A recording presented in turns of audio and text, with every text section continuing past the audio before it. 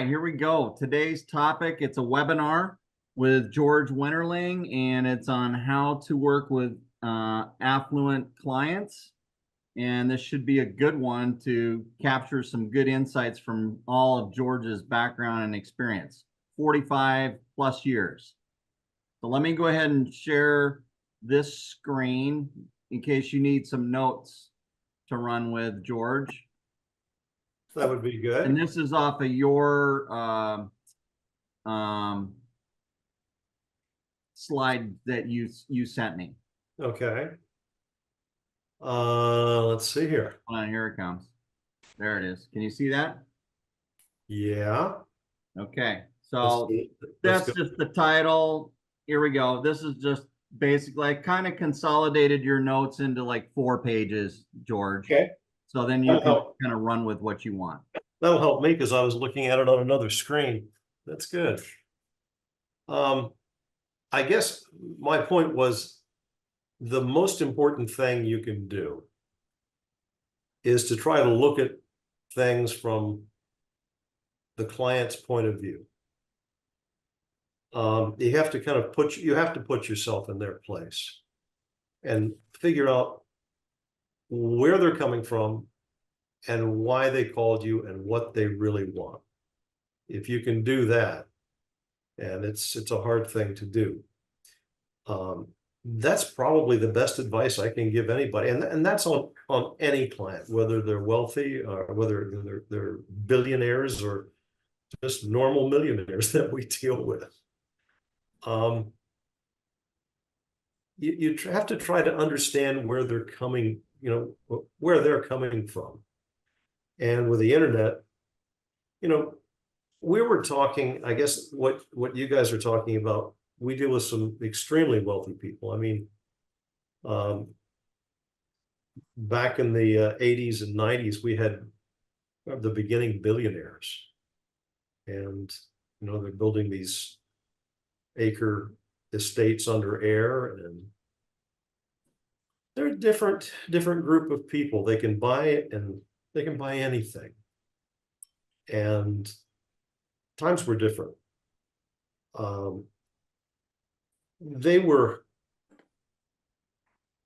Most of them were very nice people.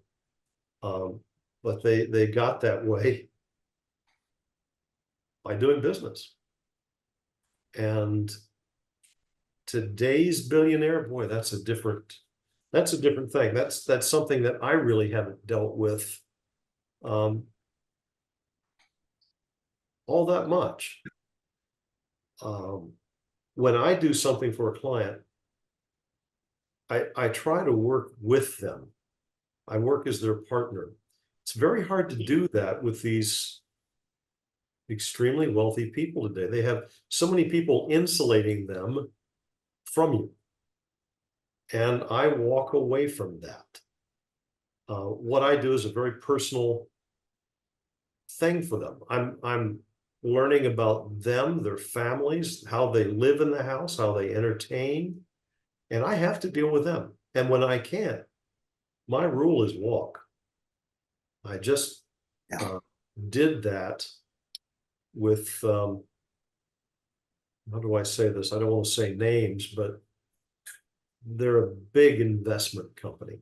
It's a man and woman. And I actually did the research with people that knew them. They were relatively new to Palm Beach. They'd been there, but they just bought a new house.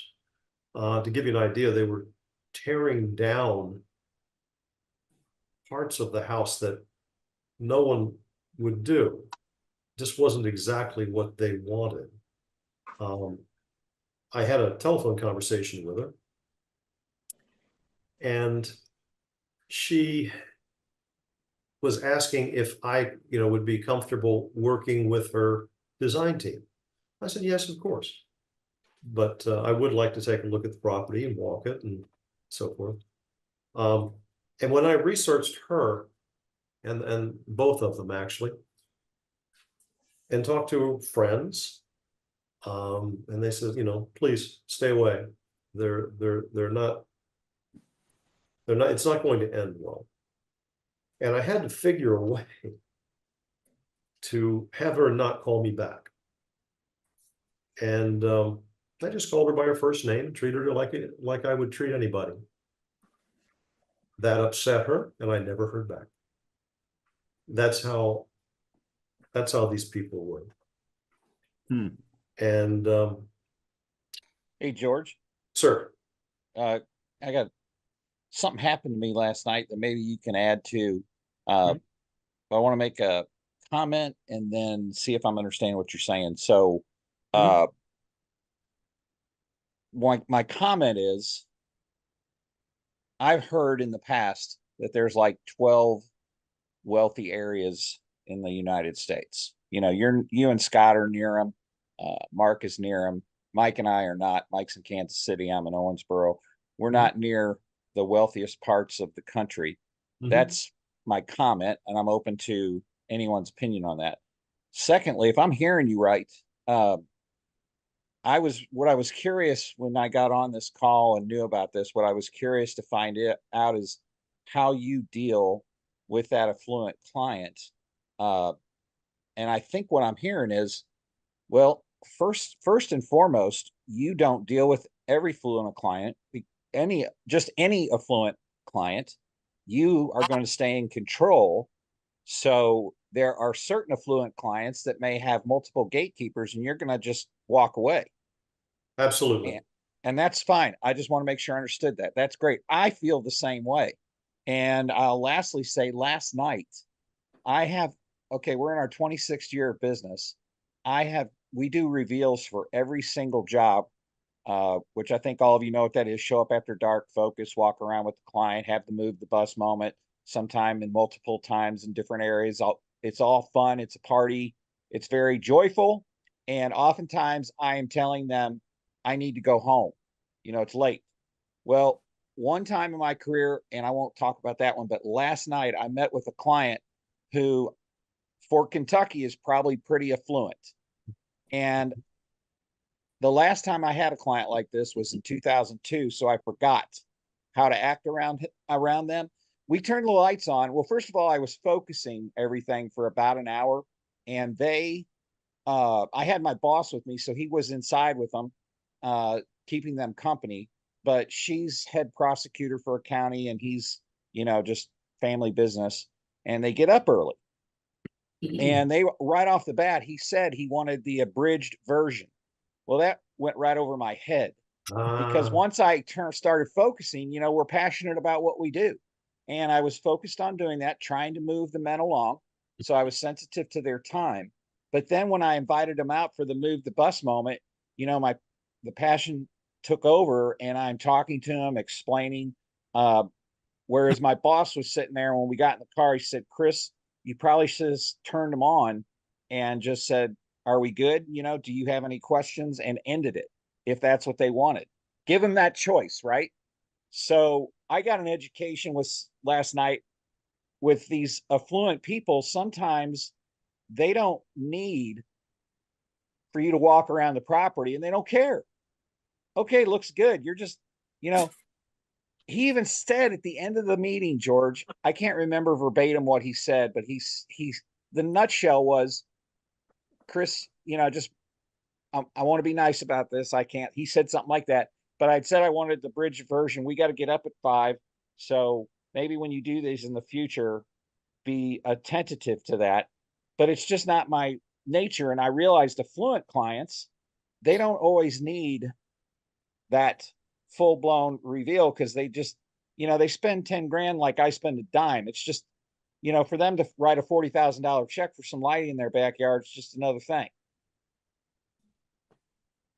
Chris, you have wealthy clients just like everybody else, just not as many of them.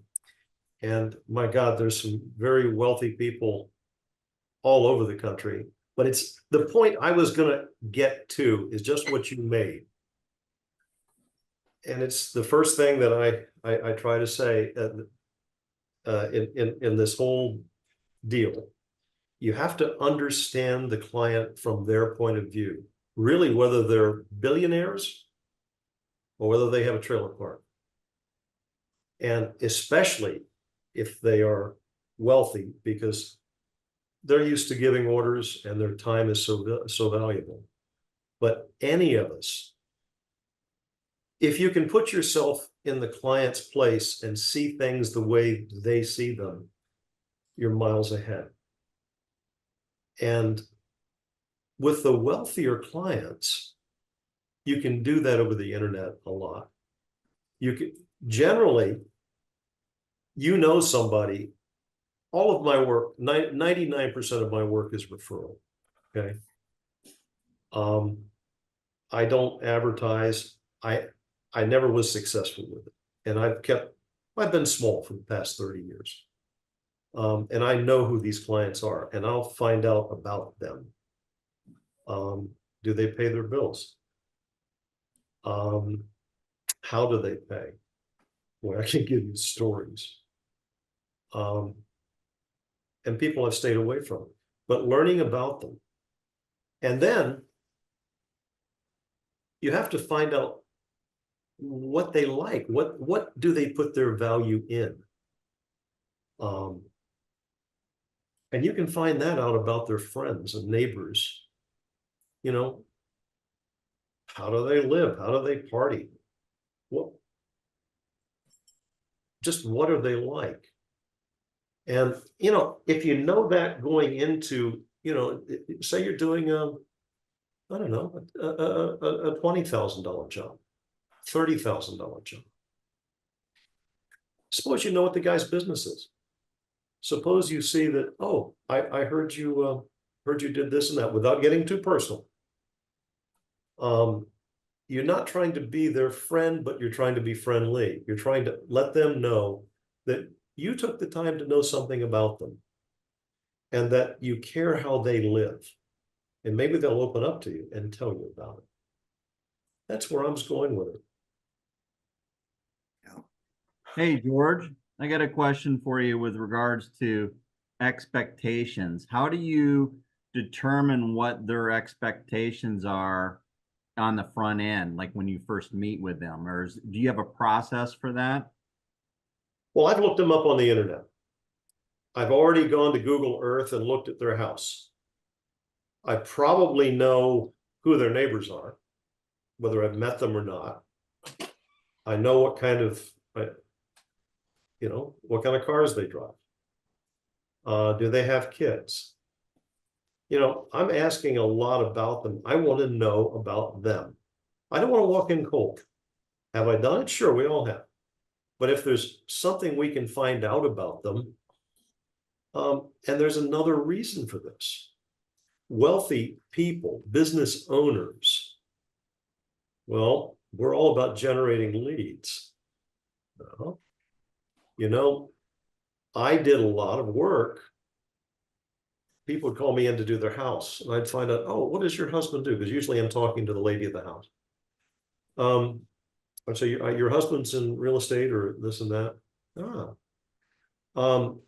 You know, what we might be able to do is do some lighting for your office and light the building.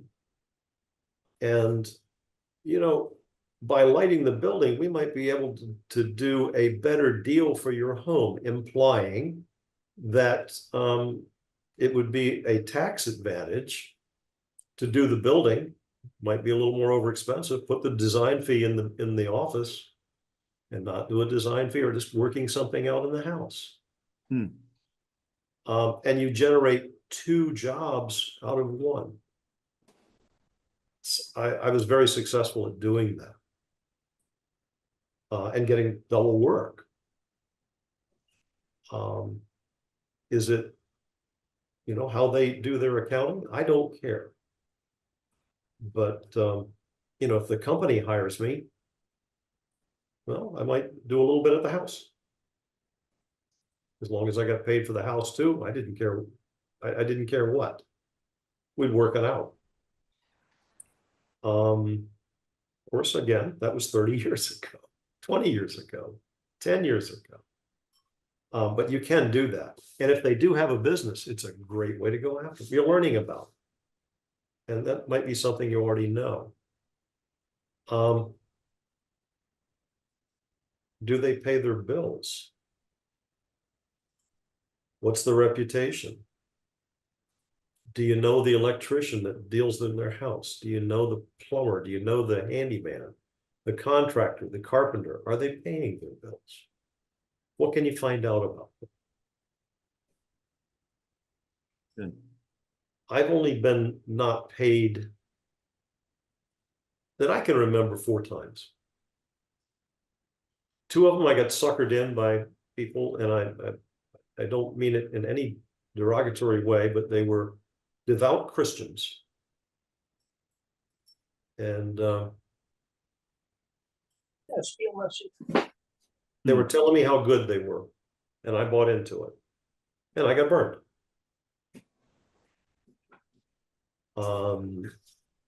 Another one, she's gone now. Her husband's rather famous for the moment. Owns a big house in Palm Beach. She was terrible, absolutely terrible. I decided to go to work for him. Swore like a sailor. She had a mouth on her at 10 o'clock in the morning that was unbelievable. And this was after they were divorced. Wow. You know, it's anyway, the stories. But basically, when people like what you do, they're going to want to pay you, and they're going to refer you to people. The nicest thing about wealthy clients is they'll lie about how much they spent. That's the greatest thing in the world.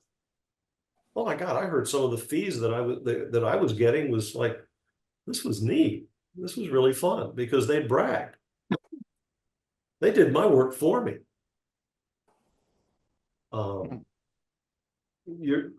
These clients, any client, is a wealth of leads.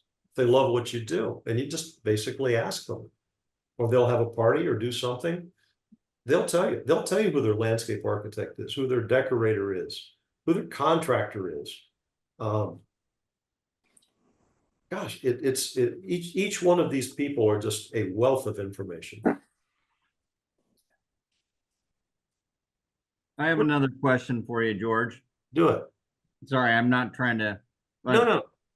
Based on if you have these affluent clients that, you know, you were mentioning they surround themselves with people, so they have a lot of managers or people, you know, doing things for them. Let's say they're somebody that's the owner's rep for the project, so you don't get to actually work directly with the client, but they have a representative that will make decisions for them. Is there anything you can talk about there, suggestions of how to handle those? I work with them. I work with them as coordinators. Okay. You know, are we getting the equipment to the site? Are we coordinating with the electricians? Are we coordinating with the general contractors? We facilitate together, but to any design, I'm working with a client, and if I can't do that, they need to hire someone else, because quite frankly, I'm going to tell them I'm going to charge you a lot of money for doing something that they're not getting. And if they can't see the difference in what I do, you've hired the wrong person. Do I need a lot of their time? No.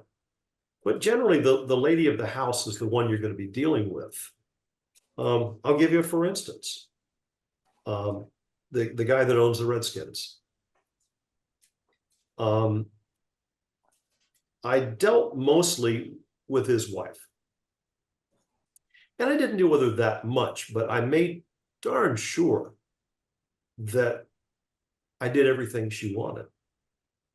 God, they had me inside the house. I was doing all kinds of things for her.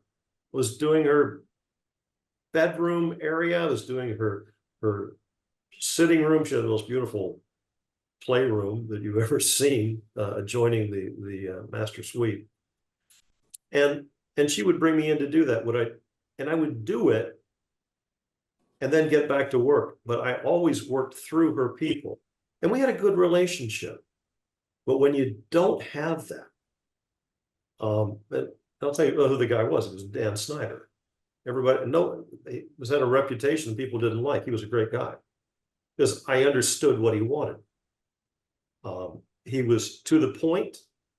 He wanted this, and this, and that's what I did.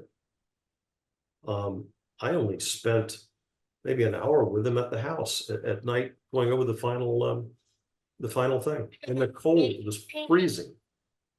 Riding around in his golf cart. But you give him what he wants, and you give the family what you want. And they kept in touch for years. They just sold the house. If you can't work with the owner, if I can't, I walk. I can't tell you what to do. If you're just working with the owner's rep, you're another contractor. And that's how I feel about it. I'm doing something special for them. And that's what sets me apart. The decorators don't work through, they'll work through the reps, sure. The architect works through the reps, but they work directly for the owner. You see where I'm coming from? Yeah. Thank you. If you don't, you're at their mercy and you're just another contractor, and you don't want to be that. I'm just going to read from my notes here. I was going to say, before your initial meeting, just going to read this. Read up on the plan on the internet. Obtain a site plan. My God, get a site plan. You can get one from building. I generally ask the client because I want to get the client involved in what I'm doing. Do you have a site plan I could bother? You must have some plans for the house. Could I stop by and pick one up? Well, stop by and pick up a plan. I get to look at things a little bit and I go back. I'll scan the plan or I'll copy the plan so I'll have something to work on and I'll have a scale. But it's something I ask for. Know your community lighting codes, especially now more than ever. Be knowledgeable. And tell the client what, when you finally have your initial meeting, if there's something they need to know, there it is. Drive by the property and look at it on Google Earth. Be familiar. Check crime statistics, especially now. Crime is crazy. These people are security conscious, like everybody is. We all are. I mean, with their undocumented guests, it's getting worse. If I said that right. You did. Look for street lighting problems. One of the worst things to kill our business are street lights. It's good and bad. The street lighting could be a terrible color. It could be high pressure sodium. Maybe it's LED now, metal halide, but what color is it and how does it affect what you're going to do to the house? Does it over brighten the house? Is it even pointless to do something in a certain area because of the street lighting? And that's a big deal. Next one, beyond transactions. They may seek more than just products or services. They value your expertise, exclusivity, personalized solutions that align with their financial and lifestyle goals. Time is precious. Efficiency and discretion are just number one. They expect streamlined processes, minimal hassle, and respect for their privacy. If you can do this even with the normal clients, you'll see a reaction that they just won't believe because they're not used to being dealt with like that. You know a little about them, you care about them, you expect their time. You have a time thing that you want to go through. You have to move to the next client. I'm sorry, I've got to move on. I generally have an assistant with me who can say, George, you've got a meeting in about 30 minutes. We really do have to go. And I'll say, yeah, Mr. and Mrs. So-and-so, are we about done with this? Because if not, I can come back and work on it. In a major presentation, no, I wouldn't do that. But if I was working on a design with them, I would, because the clients want to talk too. Many wealthy clients have a strong interest in leaving a lasting legacy. Yeah. Supporting all kinds of causes. Man, if you know that your client is a big supporter of the zoo. Well, hello, zoo. You must need some lighting. Can I help you with that, Mr. and Mrs. Client? It's amazing. It's amazing what you can do. You can even offer to, if they have a charity, you can offer a design fee to be bid on, because usually they have silent auctions. And you can have them bid on one of your lighting designs. It didn't cost you a thing. And you'll get a job from it. All kinds of things. Find out what their needs are. Building a strong reputation, cultivating relationships within their circles. Wow, architects and designers. I'm saying selling strategies, become a trusted advisor. This is the next, there you go. Demonstrate a deep knowledge for your field and specific challenges wealthy clients face. Security. Extra security light for children's play areas, pets areas. Do they walk the dog at night? Do you have enough light from where the area you walk the dog? Are the kids playing? Do you do sports out in the yard? Can I do a sports field for you? You know, what can you do? How do you live in the house? And they're telling you all these things. Security, again, I can't go back to. That is number one. It should be number one, because it's what we have something to really sell. Yeah, I have a security system. Yeah, but even a pro can sneak up on the security system. A professional cannot sneak up if the perimeter of that yard is wet. They will be seen. It's just that simple. You know, I'm saying that, you know, I'm writing a paper here for you, but I mean, I mean this. Anticipate their needs and offer solutions before they even ask. Confidentiality, my gosh, maintain strict discretion and protect their sensitive information. Depending on the client, you may be even investigated. You might even need a security clearance. Value added, go beyond the sale by offering insights, resources, or connections that enhance their overall well-being. Yeah, you know, they may ask you for a lead on an architect. Well, who are you dealing with? What architect might work with this? Well, you know, Mr. Client, this is a contemporary thing. I work with a guy that is really good with contemporary projects. You may want to talk to. I've got a guy that fixes interior lamps, especially the old antique stuff. I've got a guy that specializes in that. You want faux finishes. Here's some people you might look at and make sure they're good. That'll come back to you. The next slide would be tailor your approach. Customize your pitch to address their individual goals, values, and concerns. Meet with the client personally and not their designer or representative. Exclusivity. Offer limited edition products or unique experiences that they can have. This is what we do. Our designs are unique. They're tailored to the individual. Spend the time coming up with something that they can't get anywhere else.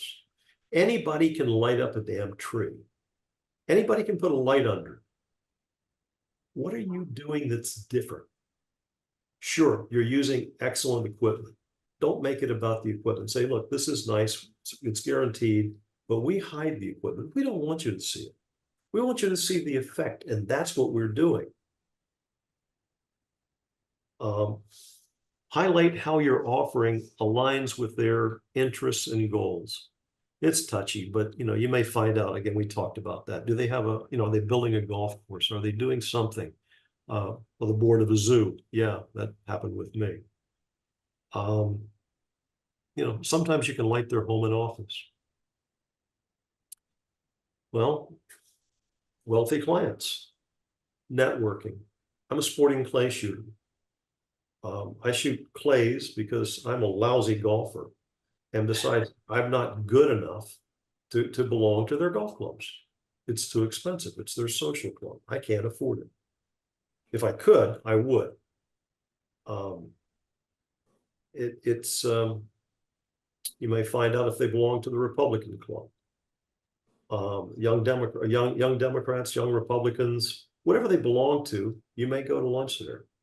Tell you what, I belong to the Sons of the American Revolution. I belong to the Masons. I've met clients at both, and you know, it's if you can get into that, you know, they get to know you and they get to trust you, and you will get referrals.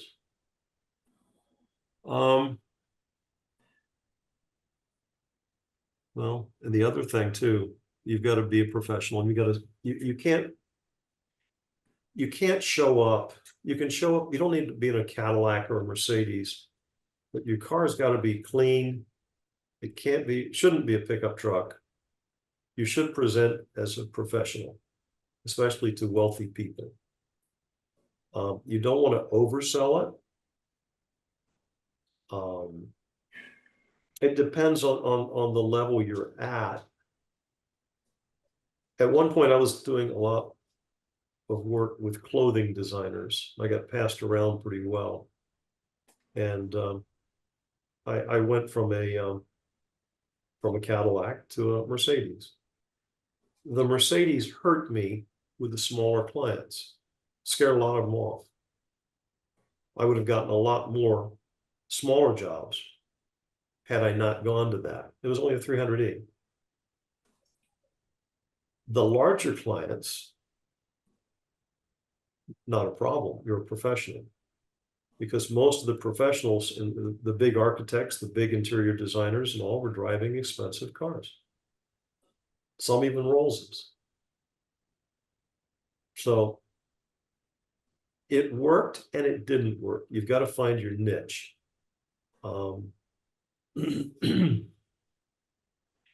Make sure with wealthy clients, my God, understand where they're coming from and give them what they want. Well, if they call you, respond.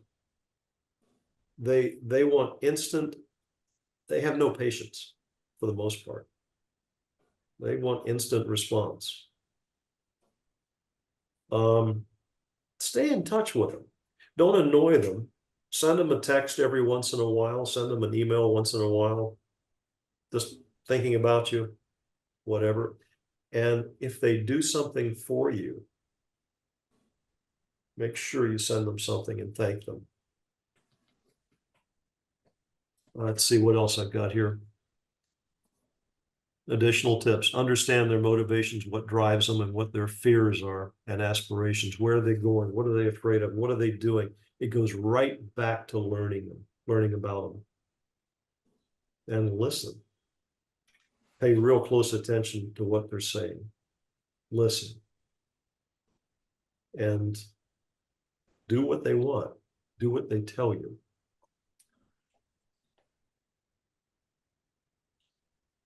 Speak their language. Don't use the jargon. Be clear, concise. Don't oversell. They have to learn to trust you. And they'll do that really from seeing how you respond to them and how you responded to their friends.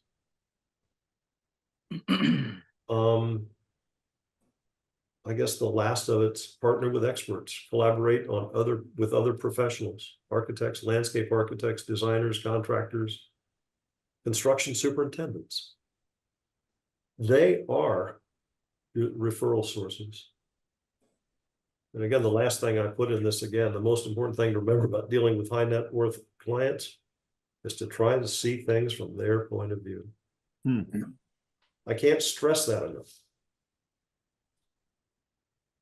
And with that, that's all that really, other than telling you stories about the ways I've dealt with people, which are funny as hell in a lot of cases,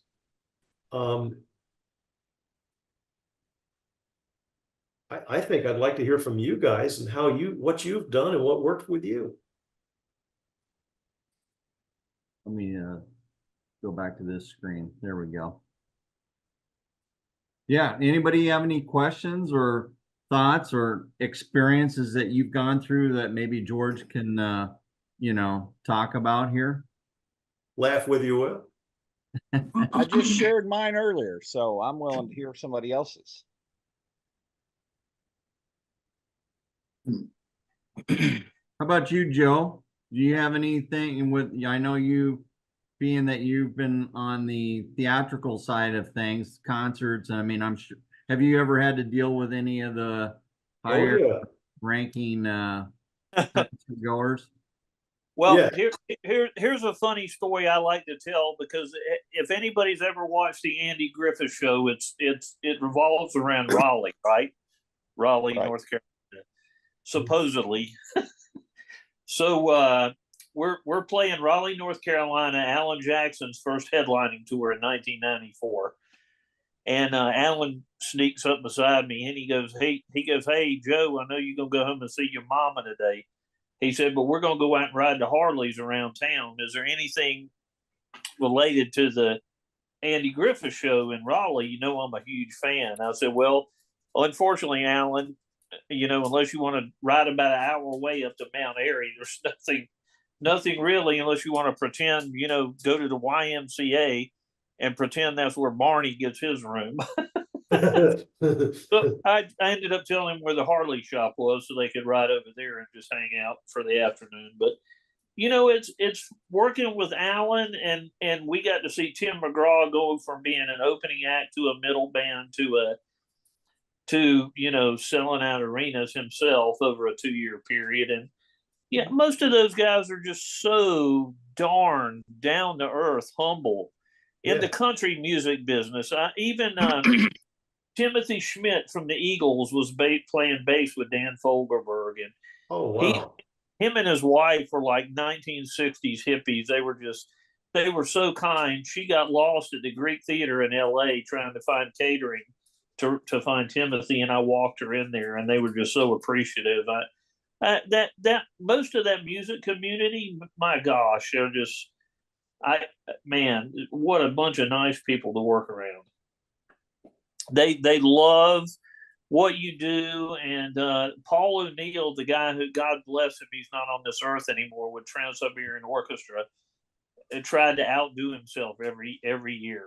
I remember going out of rehearsals the first year, and he's like, "Hey, you guys think we can send a truck ahead to Cleveland with another 120 lights?"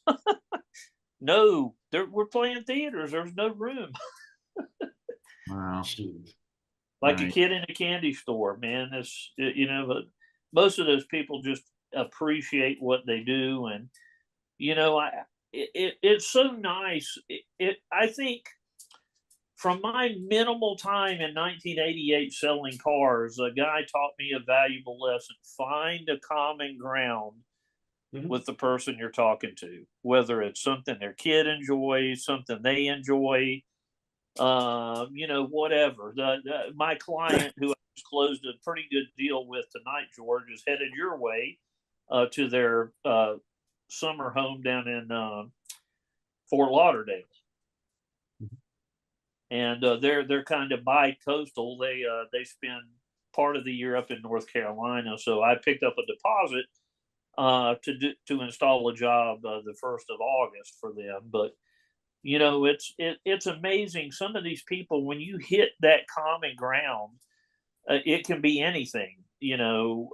Whether it's they just, like you said, they despise golf, even though so many people, that's their pastime. Or he was talking about the other day about how expensive it was to be a boat owner. Yeah. And for the 5 times a year you use the boat. And he said, I ended up selling the damn thing. He goes, now I can go down there, and if we go out with friends and family, rent a yacht. Just one little piece of common ground, I think sometimes can take you over the top. Well, did you ever sell them anything? Huh? Did you ever sell them anything, or did you ever watch anybody sell them anything? Oh yeah. How'd it work? Great. I mean, we had the guy who was the top sales guy at the Toyota store back then. He was just a good old Cajun boy, Yeah. but he had the knack. He had the knack. I mean, there's people who are like that. Why? What did he do to them? I'm just curious. He How just did he got do him it? in his office and found that common thing, that common denominator. There you are. And these clients tonight, I went over and met with them. I found out that she used to own a computer company back in the day that she sold for, God bless her, $50 million. And but as we're talking and finding out she grew up around here, and we started talking about music, and she's like, "Oh gosh, Nantucket, I know those guys. I went to the singer's wedding when he married his wife," and I said, "Which number?" Because I did lights for those guys for a long time, and she's like, "Oh yeah, Rebecca," and I said, "Yeah, I think he's on number 6 now." But it's amazing the little tiny common things you can find with people if you're talking while you're doing other things. And they'll help you. That's the neat thing about it. And they all have so many interests. My God, look at the little things that you could do, and they're not little. Yeah. I did a nighttime demo at their house, just in little bitty different areas because it's such a huge property. Yeah. But she's like, "Oh, honey, you don't have to go to all this trouble and everything." And within an hour, she was out there with me, and I was saying, she's like, "I love those holly trees." And I said, "Gosh, holly trees are the worst thing in the world to try to light up. It's horrible." I just tell people, it will not take light. So we ended up with a wash light on a 36-inch stem in the middle of a holly tree, shooting out through the leaves. How'd it go? And I've got, now it's going to look like there's going to be 11 of them along the driveway shooting out these hollies, throwing leaf patterns like a gobo down the driveway. And she's like, "Oh my God."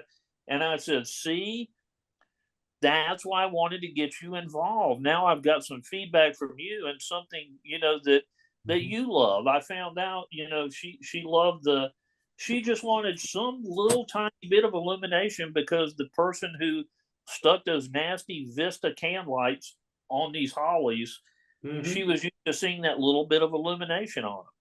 Yeah. But we ended up finding a solution that blew me away, because normally I just hate a holly tree. There's no good way to light a holly. It eats the light. Yeah. That is so cool. Yeah, but it was, like I said, she was just like, "Oh, you don't need to go to all this trouble." And we moved lights around. I had her husband out there pulling cable along behind me, and I think the other thing too is a lot of times, no matter what it is, people like to be involved. If you can get them and find out something that they like or enjoy and get them involved in that little bit of thing, that was another big thing in the car business. With get them to get in the car, get them to, what do you like about this one, or what about this thing? Getting the people involved. Well, I think a lot of times for me, that really, they can feel my passion, I think. well, and that's the point. If you can do a little research and know in advance, oh man, you can be their best friend. Yeah, I think with LinkedIn, that's a great tool for that as well. As far as finding out, you can type in somebody's name nowadays, and this guy's a gastroenterologist, Yeah. Doctors are unique. Doctors are very hard for me to deal with. Yeah, Their time is a lot of times I've had the same luck, but I've got one typically the Middle Eastern clients, we've all been there, but I've got a gastroenterologist who's the most American Indian in the world. I turned him on to a landscaper, hardscaper. He now gets Woody to go do projects for him so I can add some lights. Yeah. He loves lights. And you know where to find lights. Yeah. Yeah. Do you know Yeah. there's a company out of Florida, George, that makes these real stealth lights that clip onto pictures. They're rechargeable. Okay. And I found that company for him because he's got a lot of really nice artwork by his big staircase entry. Yeah. But he has some crappy lights going on in there that he got off Amazon. And I said, let me turn you on to this company. I think Nels turned me on to them. But I had never had a client use their products before because they're pretty expensive. And they're out of Florida, evidently. I can't remember the name of them. But so he got these nice lights. He got like 5 of these cool lights for his pictures. Thanks to you. He could not wait. He sent me pictures of the artwork with the lights on, and he was like, "Oh my God, they are so cool, and look how stealth they are." And and then I found out from him, a lot of the people from their culture are huge collectors of expensive artwork. Oh yeah. Cool. Now I'm Scott, gonna do give you you a have any lead. thoughts or questions on that you might need answered through? No, I'm just kind of listening to the stories and the input that you guys are giving. I mean, I've dealt quite a bit with a lot of wealthy people in the past. Originally, I'm from Maryland, and I was Where from in Maryland? Where from? I grew up down in southern Maryland, La Plata. Oh, I know real well from Cambridge. Cambridge. Yeah. Oh yeah, Yeah. out there on the Eastern Shore. Oh yeah, you're from the land of the flask and the fiddle. Yes, sir. Yeah, buddy of mine, he's got they got a bunch of hunting property out there. Oh yeah. Yeah. Yeah, Dorchester County. Yep. So but yeah, I was in the auto collision industry for 20 plus years, and I owned a shop up in Montgomery County, which in fact I think Dan Snyder had a place up there also. Yeah, a little place there, yeah. Up in Potomac, but we did the work for Rockville, Porsche Audi, and Lexus of Rockville. So we had, we dealt with a lot of hiring people, and it's amazing. You never know who's going to walk through that door, No, well, you had a pretty good guess. Anybody was anybody up there. And even down here in Fort Myers. I mean, I had a landscape company when I sold about a year and a half ago, and one of our clients was Cliff Williams, the bassist for AC/DC. And you want to talk about somebody that's down to earth. I mean, I'd be putzing around in his backyard, and he'd just come outside and start talking to you. Just as humble as could be. In fact, they even invited us over one evening for it was my son's 10th birthday, and I asked if I could get Cliff to sign a record. And his wife, Georgianne, said, well, why don't you just come over, bring your son one evening, and he'll sign it for him in person. So I was like, man, that would be nice. So we went over there one evening, and of course my wife wanted to go too. So we went over there, spent about an hour with them, and, just the most laid back people. But, awesome. When they would come into town, I would always get the notice. I would communicate with her and, make sure we had all the flowers and annuals and everything just so. And, just basically giving them exactly what they want and making sure when they get in town, or making sure you meet their expectations, and do exactly what you say you're going to do. But I definitely picked up a lot of good tips from, in terms of, collaborating with them. And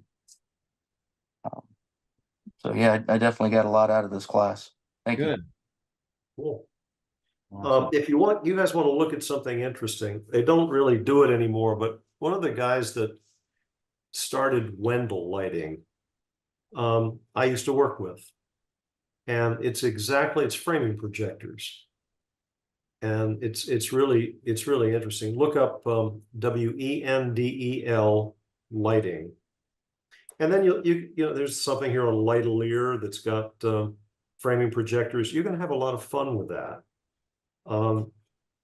The Wendell projector, Rudolph Wendell, was an amazing thing. He did outdoor and interior lighting. He had actually copper fixtures that looked the craziest things in the world. But you actually had to cut confinements. You had to cut images out and focus it on the on what you were trying to light. We did a lot of that years ago. That, you know, it's actually a dying art. But here it is, the Wendell 928 ml monopoint projector. And this would come through the ceiling. And you'd only see a little, looks like the size of an MR16. And you could exactly, one of the things I used to do was to light a black piano. We would light the outline of the piano, but you couldn't light black, but it would light anything that you put on it. And then we could light just the keys. It was an amazing look. We used to do a dining room table with a chandelier in the center, dim it, and then do two projectors on either side of the chandelier coming in from angles and exactly light the dining room table. You guys have J. Alexander's restaurants? You know that restaurant? Yeah. J. Alexander's has, and started out with, when they built their original restaurants, they're usually in them that people don't know what to do with them. You have a business going in, correcting it and just adjusting them, because they have barn doors on these projectors. Yeah, that's it, exactly. That's it, Jeff. You and me. Well, yeah. And you know, just to be able to frame exactly a table where there's no light, where you put your hands in it, where you put your fingers in, it's all lit. Just doing that to a dining room table with a decorative chandelier, it was like taking candy from a baby. The fixtures were $4,000 a piece. And we would probably add 1,000 to it, because I'd have to fly the guys in to do the work, and they'd be cut in the ceilings, and you know, two of them for $10,000, something like that, $10,000, $11,000. But it got you in to do this. The guy's name was Richard Jackson, Rick Jackson. His name was Jackson. I can't remember. He's actually stayed at the house. He was the one promoting it. These kind of things you could do for the clients, and they just go crazy for it. Right now, to do two MR16s over a dining room table with a chandelier in the center, you have the chandelier on a dimmer and do the just to dim the table in general. It's an inexpensive way to do an incredible job. And the crystal just will sparkle if you do that. Things like that, little specialty things that you can learn how to pick up and get you on to do the inside as well. And you'll start, as you're doing more things, you'll learn about this stuff, and you know, you'll say, God, I'd like to do that. That'll be fun. But look up Wendell projectors, and you'll see a whole lot of things that you can do right off the bat. And you say, oh, I can do that. Next thing you learn too is how to change the reflection, how to push instead of, you've seen lighting, like lighting a mirror, but if it's a shiny piece of artwork, if you put the light directly at the artwork and it's reflective, it'll reflect back to you as glare. There's a picture behind me. It's just an overhead light doing that. Of course, that is reflective, but it's generally lighting that whole wall. I can put anything I want on that wall, and it's going to be evenly lit. It's a downlight wall washer. Yeah, it's a nice bounce effect. A lot of photographers, if you've ever watched a lot of professional photographers, they'll bounce their flash off a wall or a ceiling to get that nice super soft light effect. Yeah. Well, see, that's where a lot of times too, I'll take a flashlight because I'm a little dyslexic. I'm a lot dyslexic. And I'll take the flashlight and I'll go up on a ladder and aim it at the photograph, at the painting or whatever I'm doing. And then I'll watch where the reflection comes back into the room. And I want to make sure that it's not coming back to where the main view is, where they're sitting. And then I may vary the angle of it to come back. If you vary the angle, again, you're varying the beam spreads. So you got to really know what you're doing. But that will give me an idea. If I move it around, well, it, where's the reflection going to go? And you can force the reflection out of the main viewing area. I've had interesting experiences inside homeowners' houses. Nels pushed me in that direction. And just little bitty things like talking to a homeowner. A lot of these new 2-story homes they'll have this nice flat entryway where the staircase comes up right and left. And they notoriously will put in a bunch of like maybe 6 or 8 can lights. And if you can get that person to understand to get a dimmer put in there, and then you go back in and help them set that dimmer on about 20%. Yep. So they've got that nice, soft glow of lights going across there instead of the blinding light they once had on that hallway foyer. Oh my God. I had one guy, he goes, I'm getting dimmers on every light in the house now. We used to carry them with us. We would carry, and when there weren't so many different styles of dimmers, because it's all kinds now, but we used to carry them with us and just say, oh, wait a minute, let me go do this. And we just put them in for them and they go, oh my God. And incandescent, we still have clients that love their incandescent. Dimmed incandescent is still the best because it turns so yellow. And it's a very inviting color. But it's Very good. You have to use amber and anything else. Gentlemen, I've got to get a shower and eat dinner and go to another reveal tonight. Yep. Well, I hope I hope this you picked up something out of it. I hope I did some good. Yeah, no, it was great. Thank you, George. Yeah, thanks, George. Please leave us some comments on anything we can do to make it better. This is the first stab at talking about these type of clients, and just trying to come up with something that might be interesting for you guys. No, a lot of good thoughts in there, George. Thank you for your insights on that. So, my pleasure. All right, guys. Well, we will see you next time. Next Monday, we've got another the mentor group study, which will be dealing with a case study. So we'll be in touch. Thanks for your time. Thanks, guys. Thank you. Thanks, everybody. Thank you, guys. Have a good evening.